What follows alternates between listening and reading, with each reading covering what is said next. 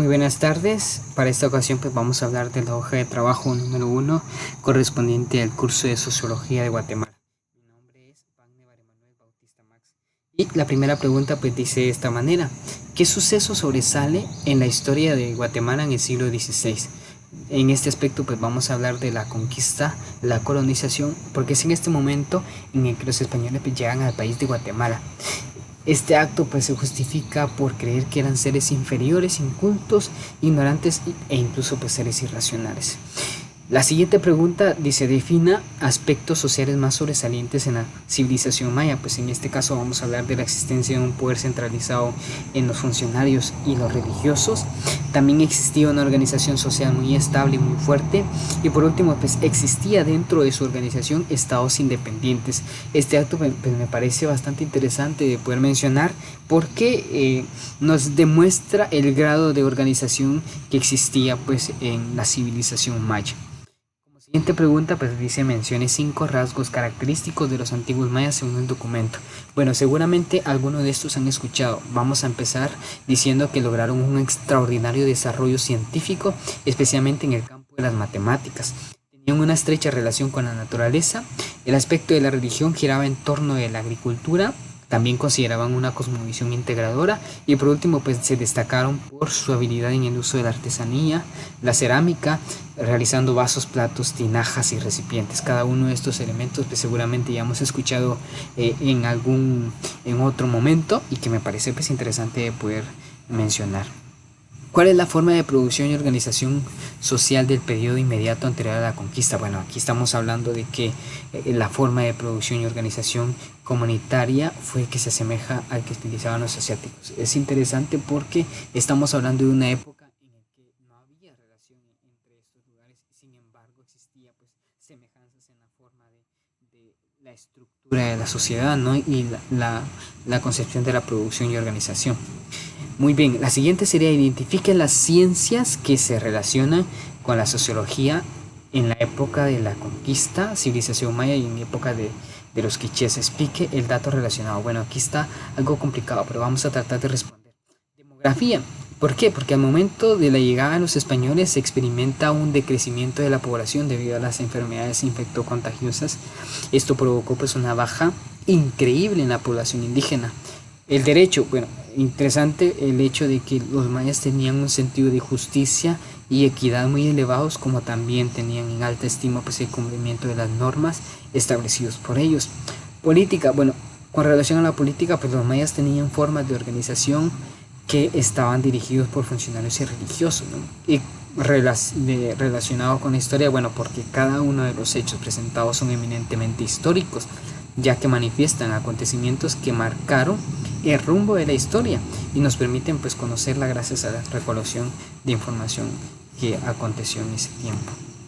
Ahora, elabore un organizador gráfico donde represente la estratificación social de los quichés. Bueno, empecemos hablando de los nobles, y los nobles pues a su vez tenían subdivisiones, ¿no? Nobles de primer nivel: rey, virrey, príncipes, oradores y consejeros. Nobles de segundo nivel: oficiales, jefes de barrio y escribanos. Y los nobles de tercer nivel pues ayudantes de consejero, contadores y músicos.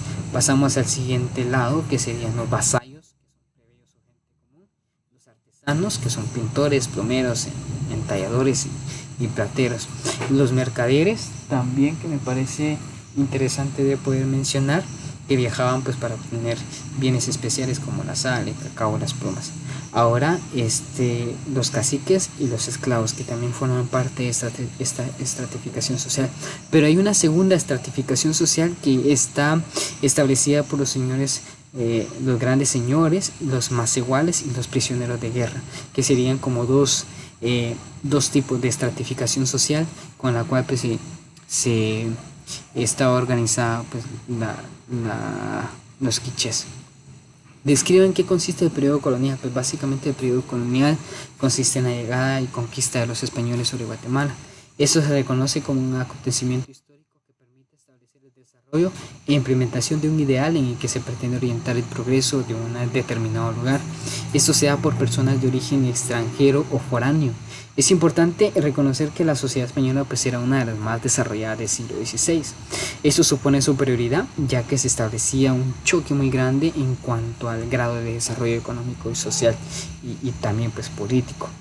Es importante establecer que el aspecto de la conquista pues implicó la vida de muchas personas por las distintas formas de esclavitud y maltrato. Esto también es interesante de poder mencionar. Ahora, la organización social, según Robert Carmack, al hablar de estratificación de los quichés, divide a los grupos en nobles de primer nivel, segundo y tercer nivel, los vasallos, artesanos, mercaderes y esclavos, que ya lo mencionamos pues, en el mapa conceptual anterior. Ahora vamos con el pueblo de indios. Fue el gran reservorio de la fuerza de trabajo durante la época colonial feudal y su finalidad pues estuvo orientada a prever fuerza de trabajo mediante 3 vías de escriba. Bueno, el primero es que este corresponde al trabajo que no solo era forzoso y obligado, sino que también aquí no recibían ningún tipo de pago. En el segundo, por su parte, pues aquí se obligaba a trabajar, aunque se le pagaba, pues no se le pagaba según su trabajo, sino se le pagaba menos de lo que merecía, ¿no? Y por último, pues aquí manifestamos que el trabajador, el esclavo, después de realizar sus acciones o su trabajo obligatorio, tenía permiso de realizar trabajo para él, es decir, para producción para él. El detalle es que de lo que él producía tenía que donar una parte, tenía que regalar una parte. La estructura colonial quedó conformada entonces con las clases y capas, describan las 4. Bueno, aquí hablamos de la clase dominante y explotadora, básicamente pues quienes ejercían el poder, ¿no? La clase dominada, quienes eran los que eran obligados a realizar trabajo sin recibir ningún tipo de pago. La clase media rural, pues, esta clase social está integrada por una serie de capas sociales que se caracteriza principalmente ladinos pobres, pequeños y medianos agricultores, y las capas medias urbanas. En esta pues podemos observar a pequeños artesanos, la plebe, que es la gente, los manufactureros y los grupos de intelectuales, ¿no?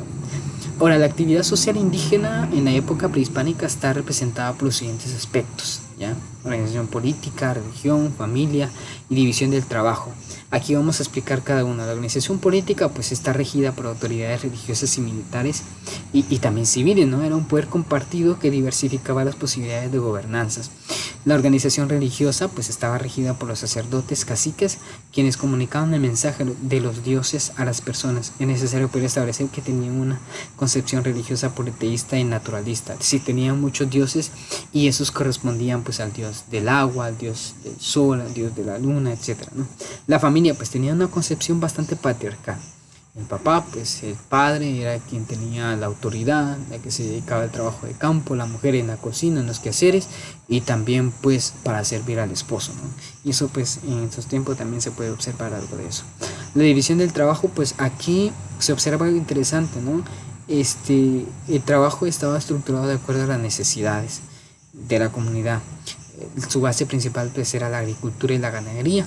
Esto pues es interesante poder decir que se trabajaba desde la colectividad, con un sentido de responsabilidad y cooperación y eran pues personas muy alegres, ¿no? Ahora surgen estas preguntas que las vamos a responder. ¿En qué estado social se encontraban los mayas en la vida de los españoles? Yo creo que eran personas que, si bien es cierto, pues no tenían un modelo de organización tan moderno, ya, sí que, pero sí era funcional, mantenían una estructura regida por funcionarios y religiosos, ¿no? Eran salvajes, pero yo no creo que eran salvajes. Eran bárbaros o semibárbaros, pues yo considero que tenían conciencia, eran gente, eran seres humanos que tenían un tipo de organización sistemática, ¿no? Eran semicivilizados, pero yo creo que más que semicivilizados, en verdad eran civilizados, ¿no? Tenían una conciencia de lo que hacían, realizaban sus actos pues, acorde a sus necesidades y acorde pues al trabajo colectivo, ¿no? Y eso es bastante importante de poder mencionar. Bueno, esto ha sido todo, espero que hayamos podido aportar algo significativo para todos ustedes y que verdaderamente valga la pena. Muchas gracias.